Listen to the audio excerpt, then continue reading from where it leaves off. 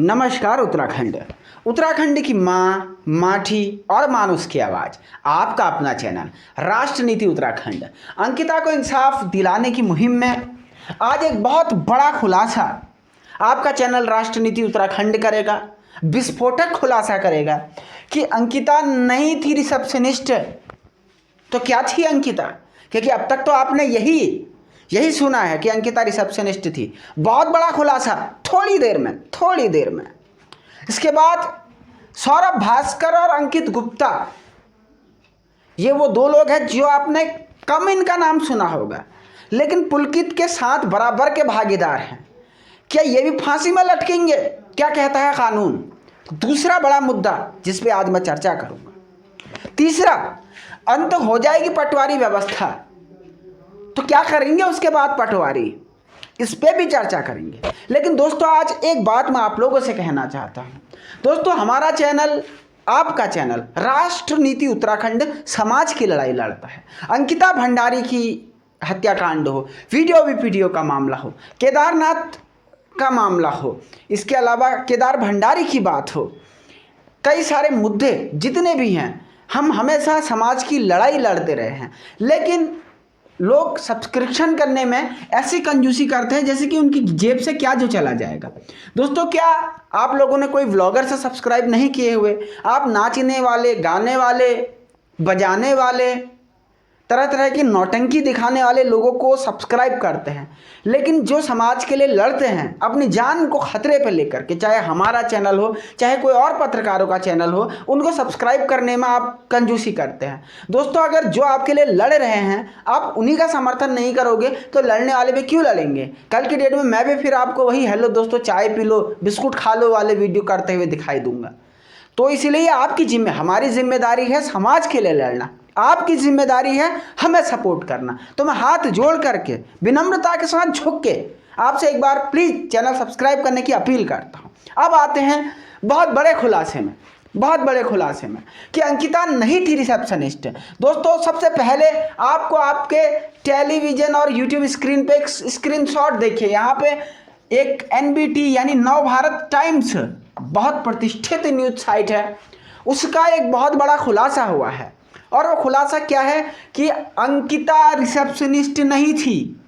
जी हाँ, बिल्कुल सही, 100% शुद्ध सत्य बात आपने सुनी कि अंकिता रिसेप्शनिस्ट नहीं थी। अब ये राज कैसे खुला? ये राज खुला ID कार्ड से। दोस्तों, आपको पता है आजकल कोई भी संस्था होती है, अस्पताल होता है, हॉस्पिटल होता है, कोई कंपनी होती है, हर कर्मचारी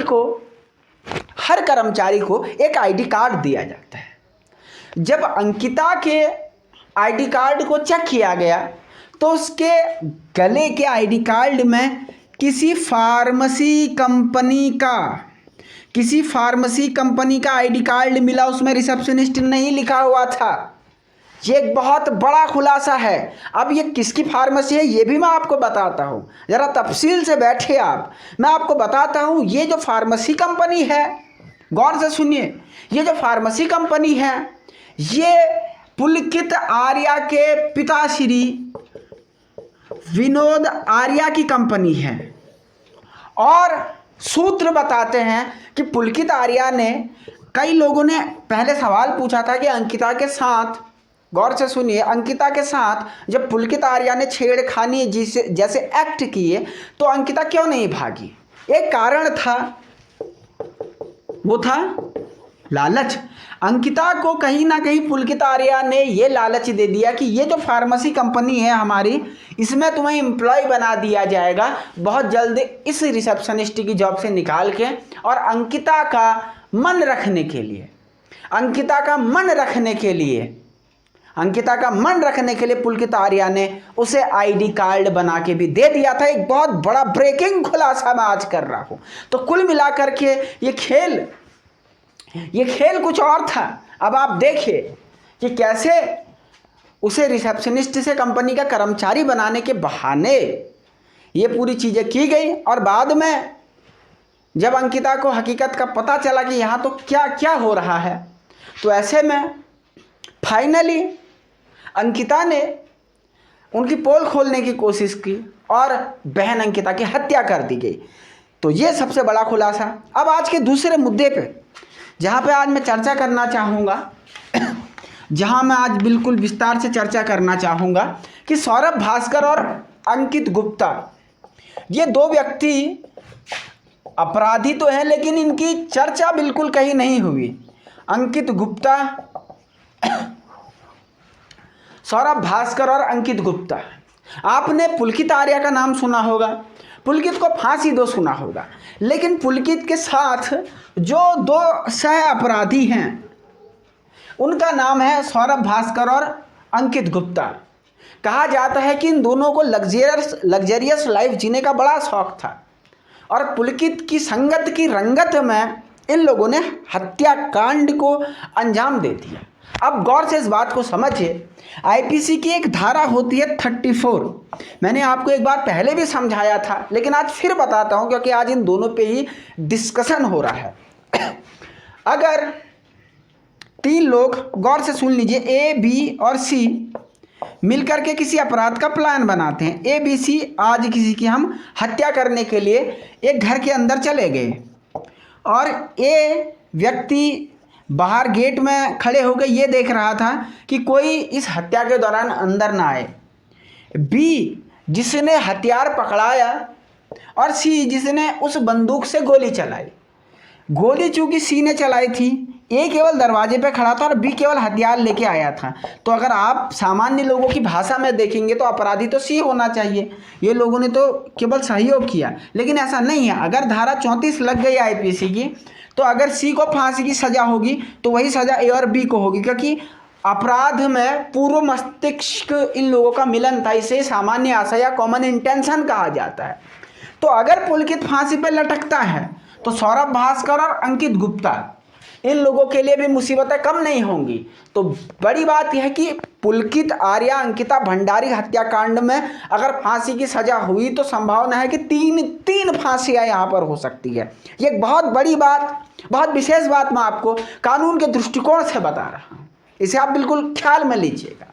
तो एक बहुत बड़ी बात है। तो सौरभ भास्कर और अंकित गुप्ता, इन लोगों की भी मुसीबतें कहीं से कहीं तक अब कम होने वाली नहीं है। ये लोग भी बराबर के दोषी अगर सेक्शन 34 साबित करने में कामयाब हो पाए। आज का जो तीसरा हमारा मुद्दा है वो है पटवारी सिस्टम का, क्योंकि जिस पटवारी को कंप्लेंट देने के लिए अंकिता के पिताजी वहाँ गए थे तो उसने तत्काल एफआईआर लिखने में आनाकानी की थी, जिसका खामियाजा उस पटवारी को भुगतना पड़ा। लेकिन सवाल केवल अंकिता भंडारी हत्याकांड का नहीं, सवाल बहुत सारे मुद्दों का, बहुत सारे केसेस का है। दरअसल एक बात आपको आज बताते हैं कि पटवारियों से जब इस बारे में बात पूछी गई तो पटवारियों ने कहा कि हम लोगों के पास काम बहुत है, क्योंकि रेवेन्यू का काम यानी राजस्व का काम प्लस पुलिस व्यवस्था का काम, और आदमी केवल एक। हम करें भी तो करें क्या, जाएं तो जाए कहाँ। तो पटवारियों ने खुद अपनी ओर से भी ये बात कही है। दूसरा जो सबसे इम्पोर्टेंट पॉइंट यहाँ पे डिस्कशन है कि पटवारी राज में कहीं ना कहीं कानून व्यवस्था लचर रही है, लेकिन इससे पहले उत्तराखंड की जो व्यवस्थाएं थी वो शांत प्रकार की थी।